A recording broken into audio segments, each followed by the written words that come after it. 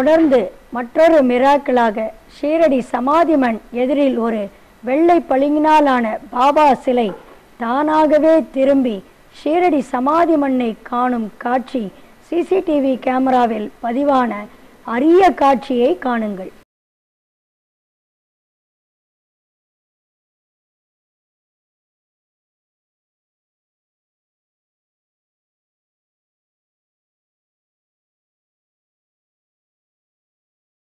சிலை தானாக திரும்பிய காட்சி இந்த கேமராவில் தான் பதிவானது.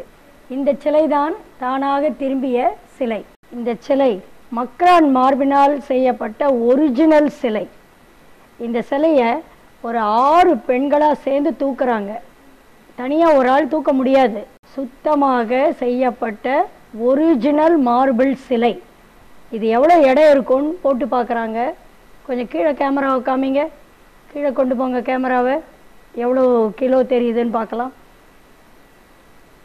சுமார் 55 கிலோ 55 கிலோ எடையுடைய இந்த சிலை அப்படியே தானாக திரும்பிய காட்சியை மறுபடியும் நம்ம இன்னொரு தடவை பார்க்கலாம். இப்போ பாருங்க, தானாக திரும்புறது.